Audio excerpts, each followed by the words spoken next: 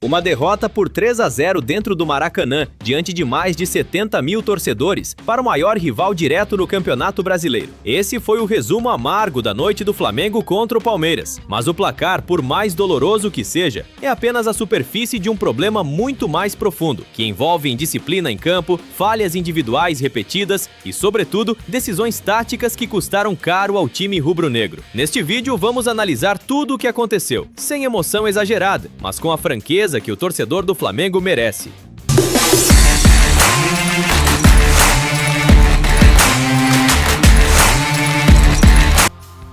O jogo que poderia ter sido diferente.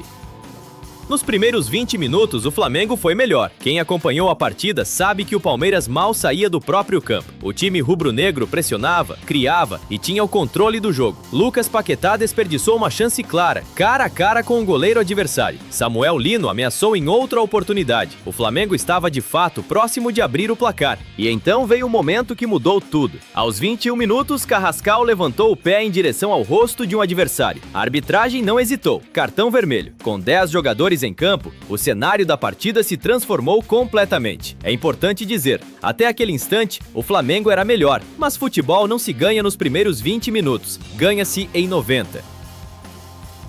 Carrascal, o problema que se repete.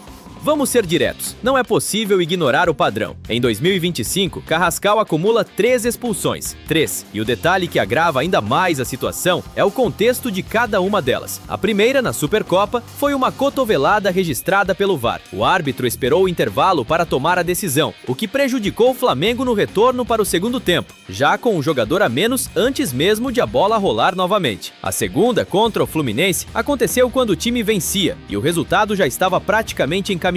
Uma tesoura desnecessária que abriu espaço para o adversário pressionar.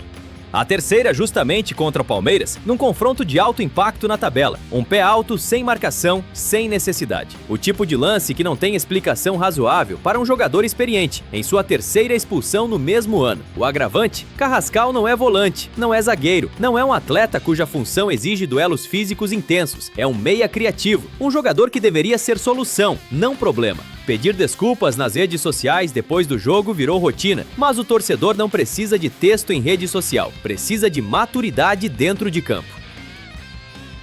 Rossi e as falhas que não podem mais ser ignoradas.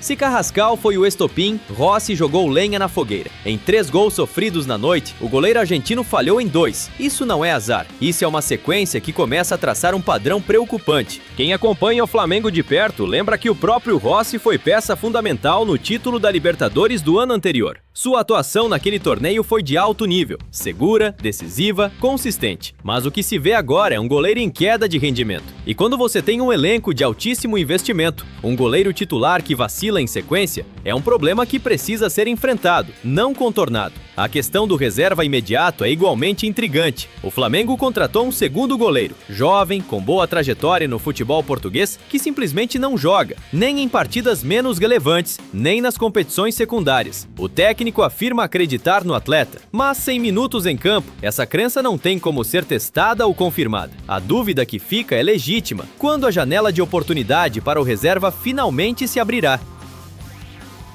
As escolhas táticas de Leonardo Jardim. Aqui chegamos ao núcleo mais delicado da análise. Porque perder com um jogador a menos não é vergonha. Acontece. O problema é o que se faz depois da expulsão. Com 0-0 no placar, 20 minutos jogados e 10 atletas em campo, qual deveria ser a leitura do técnico? A resposta para qualquer analista razoável de futebol seria clara: organização defensiva, compactação do meio-campo, segurar o empate e esperar uma oportunidade em transição rápida. O Flamengo estava em posição confortável na tabela. Uma derrota naquele contexto significaria sair de 4 para 7 pontos atrás do Palmeiras. Um empate manteria a diferença em 4, com um jogo a menos para o Flamengo. Era um resultado perfeitamente administrável. Mas Jardim optou por manter uma estrutura ofensiva.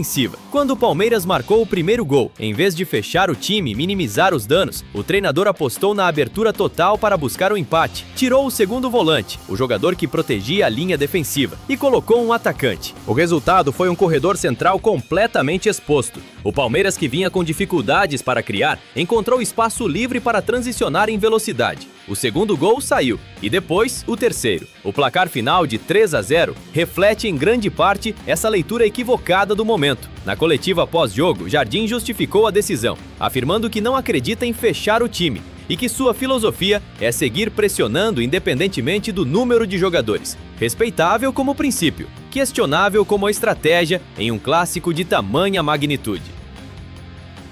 A comparação com Filipe Luís e o que ela revela. O nome de Filipe Luís inevitavelmente aparece nessa conversa. E não é nostalgia, é análise baseada em fatos documentados. Durante a gestão do ex-lateral como técnico do time principal, o Flamengo se deparou 3 vezes com a seguinte situação: expulsão de um jogador no primeiro tempo, atuando como visitante. Em todos os 3 casos, o time segurou o resultado. Contra o Corinthians, na semifinal de Copa do Brasil, o Flamengo vencia por 1-0 no Maracanã pela ida e ficou com 10 na volta. Filipe fechou o time, montou uma linha de 5 e o Flamengo se classificou para a final. Na Libertadores, num estádio hostil e com 10 homens, o time novamente se organizou defensivamente, segurou a vantagem do jogo de ida e avançou a decisão. Contra o São Paulo, na Vila Belmiro, o Flamengo abriu o placar, ficou com 1 a menos e segurou um empate que somou um ponto importante para a conquista do Campeonato Brasileiro. O denominador comum dessas 3 situações? Leitura de contexto. Filipe Luís entendeu em cada um desses momentos o que o jogo pedia e adaptou o time de acordo. Isso não significa que Jardim seja um técnico ruim. Seus números de carreira falam por si. Cruzeiro no ano anterior, passagem pela Champions League, trabalho no Oriente Médio. É um treinador com bagagem. Mas a questão é outra. O Flamengo trocou um técnico que havia construído um padrão de resposta inteligente às adversidades por um profissional que, até o momento, ainda não demonstrou essa capacidade no contexto específico do clube. A decisão da diretoria e suas consequências.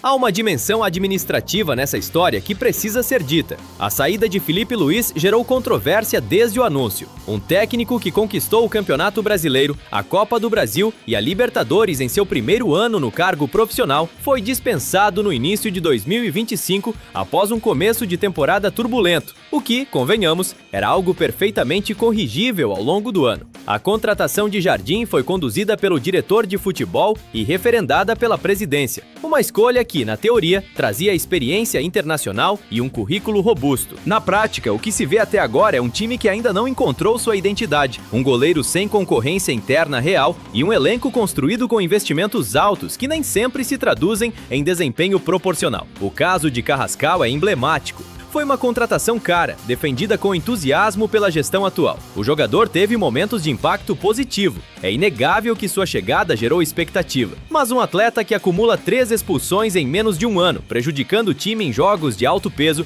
levanta questões sobre o processo de avaliação que vão além do aspecto técnico. Contratar bem não é só observar qualidade na bola. É analisar comportamento, consistência emocional e adaptação ao contexto. Esse filtro parece ter falhado. O que está em jogo daqui para frente? A derrota para o Palmeiras ampliou a distância na tabela para 7 pontos. Com o Flamengo tendo um jogo a menos, a diferença real pode cair para 4. Mas, para isso, o time precisa vencer esse jogo atrasado. O calendário que se aproxima tem 2 compromissos imediatos: a partida pela Libertadores e o confronto pelo Brasileirão. Em ambos, o Flamengo precisa de uma resposta. Não uma resposta emocional de reagir pela torcida. Uma resposta tática, organizada, inteligente. O Campeonato Brasileiro ainda tem um longo caminho. A Libertadores continua aberta. Há tempo para corrigir, mas a janela de oportunidade não é infinita. O que o Flamengo precisa urgentemente é de autocrítica interna, dos jogadores que erram de forma recorrente, do treinador que precisa ajustar sua leitura de jogo e da diretoria que fez escolhas questionáveis e precisa, pelo menos em silêncio diante de seus próprios espelhos, reconhecer os erros cometidos. Futebol é assim, uma derrota por 3-0 num clássico dói, mas o que dói mais no caso do Flamengo é a sensação de que essa derrota era evitável, não por uma questão de sorte ou de qualidade adversária. O Palmeiras é um time competente, mas pela soma de falhas evitáveis. A indisciplina de um jogador que já deveria ter aprendido, as vaciladas de um goleiro que precisa de concorrência real e as escolhas de um técnico que ainda não demonstrou saber o que fazer quando o jogo vira contra ele. O Flamengo tem talento, tem estrutura, tem torcida. Falta, neste momento, coerência nas decisões. E sem isso, os títulos que o clube busca continuarão sendo promessa, não realidade. Obrigado por assistir. Se você curtiu essa análise, deixa o like, se inscreve no canal e ativa as notificações. A discussão continua nos comentários. Nos vemos no próximo vídeo.